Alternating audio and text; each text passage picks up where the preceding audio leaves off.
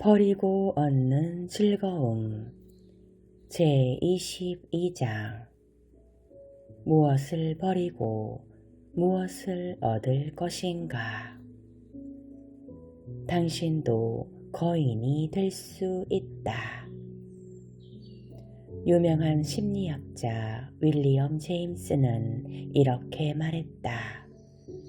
보통 사람들은 뇌의 10%밖에 사용하지 않고 육체의 30%밖에 사용하지 않는다. 우리는 모두 각자의 능력을 최대로 발휘할 때 누릴 수 있는 인생의 반에도 미치지 못하는 인생을 살아가고 있다. 어린 시절에 영양실조나 사고로 정상적인 키의 10%밖에 자라지 않고 정상적인 몸무게의 30%밖에 나가지 않는 사람이 있다고 가정해보라. 누구나 이 비극적인 상황에 치를 떨 것이다. 그러나 우리는 거의 모두가 그 꼬마에 불과하다. 그 발달이 10에서 30%밖에 안 되는 꼬마 말이다. 인간이 도달할 수 있는 가장 높은 정상에 오른 거장들도 능력을 100% 발휘했다고는 볼 수 없으니 우리는 오죽하겠는가. 풀만 자라는 왕국에서는 거대한 나무 때문에 그 풀들이 더 작게 보이고 난쟁이 왕국에서는 보통 사람들 때문에 그 난쟁이들이 더 작게 보이는 것처럼 우리는 자신의 능력을 10분의 1도 발휘하지 못하고 있다. 우리에게는 사실 엄청난 능력이 있으나 우리는 이를 습관적으로 사용하는 방법을 모르고 있을 뿐이다. 우리는 이미 자신에게 적절하지 않은 습관에 길들여져 있기 때문이다. 제임스 월시. 여기에서 적절하지 않은 습관이란 자신의 능력을 과소평가하는 버릇을 뜻한다. 사람들은 과거에 했던 일이나 다른 사람들이 할 수 있다고 생각하는 일로 자신들의 능력을 가늠하곤 한다. 그래서 자신을 열등감이라는 좁은 홈통에 끼워 맞춘다. 그런 좁은 홈통에서 자신의 진짜 능력을 발휘할 수 있는 사람은 없다.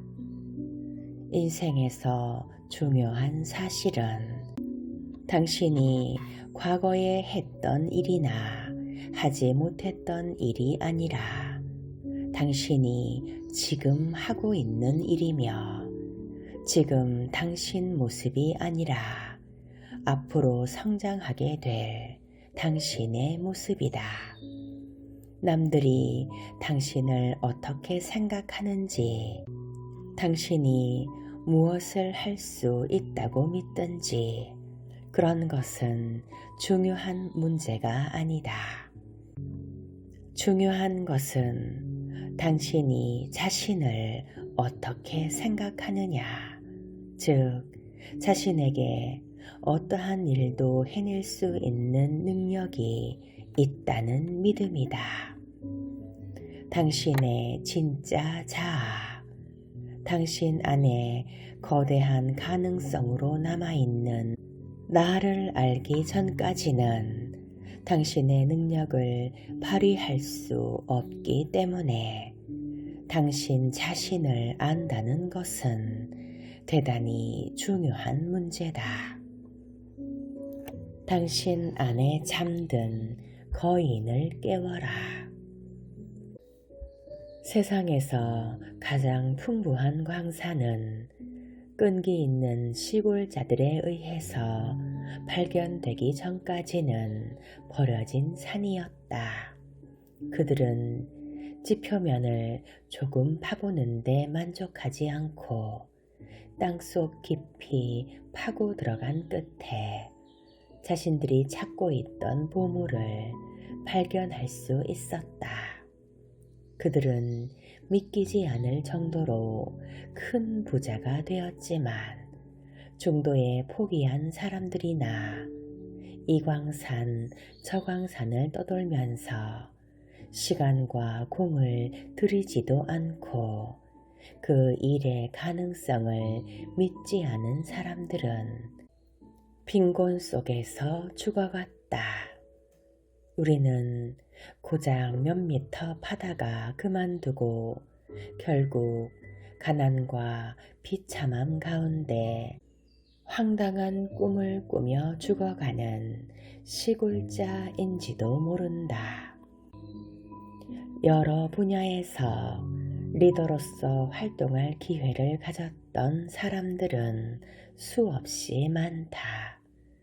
사장보다도 훨씬 더 뛰어난 능력을 가지고 있으면서도 시시한 자리에서 어떤 희망도 없이 고생하는 직원들은 또 얼마나 많은가. 자기 분야에서 최상의 자리에 오를 만한 실력을 자기 안에 갖추고 있으면서도 이 숨겨진 재능을 알지 못하고 중도에서 그만두는 사람들은 또 얼마나 많은가. 조금만 더 파고 들어가는 끈기가 있었더라도 숨겨진 성공과 부를 찾아낼 수 있었을 텐데 그 것만 살짝 긁어보다 그만두는 인생의 시골자들은 또 얼마나 많은가. 당신 안에는 거인이 될 수 있는 자질이 있다. 당신에게 도움이 되고 성공의 연줄이 되어줄 무언가를 당신의 외부에서 찾으려 하지 마라. 그런 식으로는 당신 안에 살고 있는 지금 현재의 당신보다 더 큰 당신을 펼쳐 보일 수 없을 것이다. 충분히 성공할 만한 자격이 있는데도 아직까지 그 성공을 이루지 못한 당신 안에는 수많은 성공의 자질과 잠재력이 깃들어 있다. 당신 안에 잠든 거인을 깨우고 성장시키는 힘은 오직 당신 안에 있다. 씨앗이 땅속 깊이 뿌리를 내리고 어떤 시련과 역경 앞에서도 굽히지 않는다면 그 씨앗 안에 깃들어 있는 거대한 나무는 크게 자라 번성할 것이다. 낙관론자와 회의론자의 차이. 낙관론자와 회의론자의 차이는 재미있다. 낙관론자는 도넛을 보지만 회의론자는 그 구멍을 본다. 낙관주의는 위대한 신념이며 최고의 철학이다. 낙관적인 습관만큼 삶에 공헌하는 것은 없다.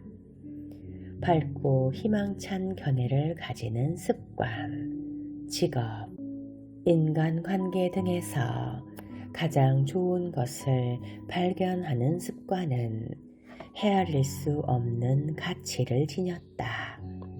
그러한 습관은 삶의 길을 밝혀준다.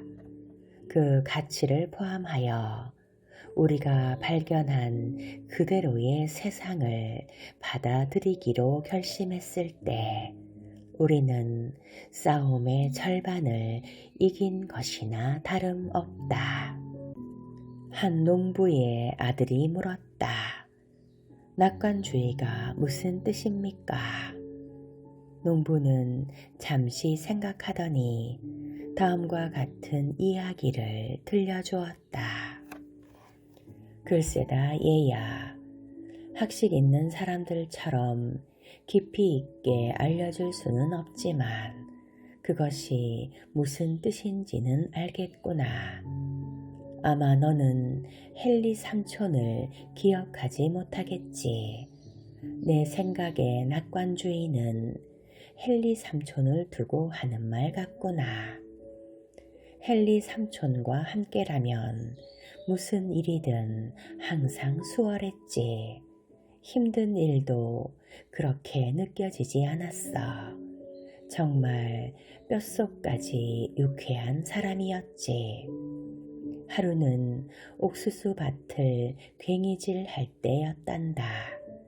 뙤약볕 아래 괭이질 하는 것만큼 사람을 지치게 하는 일도 없지. 오랫동안 괭이질을 하여 내가 약간 지쳤을 때 삼촌은 고개를 들어 나를 보고는 말했어. 잘하는구나 짐. 이 2줄을 끝내고 18줄을 더하면 반을 하는 거야. 삼촌이 너무 명랑하게 말했기 때문에 일을 다 끝냈을 때보다도 그 말을 들었을 때 더 신이 났단다. 그리고 나머지 작업은 언제 끝났는지도 모르게 끝나버렸지. 하지만 정말 힘든 일이 있었는데 괭이질은 그것에 비하면 누워서 떡먹기였지. 그것은 바로 돌을 줍는 거였어. 옛날 농장에는 뭔가를 키우려고 하면 돌을 아무리 주워도 끝이 없었거든. 바쁜 일이 없을 때면 항상 돌을 주워야 했지. 쟁기질이 끝나고 농작물이 새로 자라기 시작하면 돌줍기를 다시 시작해야 했지. 헨리 삼촌은 세상에서 돌을 줍는 일보다 더 재미있는 일은 없다고 말했어. 삼촌은 내가 아는 어떤 사람과도 사물을 바라보는 방식이 달랐어. 한 번은 옥수수밭 괭이질을 모두 끝마치고 잡초도 아직 짧아서 나는 막 낚시를 가려고 할 때였어. 아버지가 와서 서쪽 땅의 돌을 제거하라고 명령했지. 나는 금방이라도 울음이 터질 것 같았지. 그때 헨리 삼촌이 말했어. 기운을 내 짐. 내가 많은 금덩어리가 있는 곳을 알아. 그래서 어떻게 됐을 것 같니? 나는 삼촌이 금광이라고 부르는 곳에서 게임을 했지. 하루 종일 캘리포니아 금광에 있다고 상상했어. 삼촌과 나는 정말 재미있게 하루를 보냈지. 이 덩어리로 부자가 되는 유일한 방법은 보관하는 것이 아니라 버리는 거란다 라고 삼촌은 하루가 끝날 무렵에 알려주었지. 일이 아니라 놀이라고 생각했지만 어쨌든 그 밭에서 아주 많은 돌덩어리를 제거할 수 있었지. 그러니까 아까 얘기했듯이 낙관주의의 의미는 알려줄 수 없지만 헨리 삼촌이 낙관적인 사람이라는 얘기는 해줄 수 있단다. 낙관적인 마음은 평범하게 보일 수 있는 사물을 무지개 빛으로 만드는 프리즘과 같다.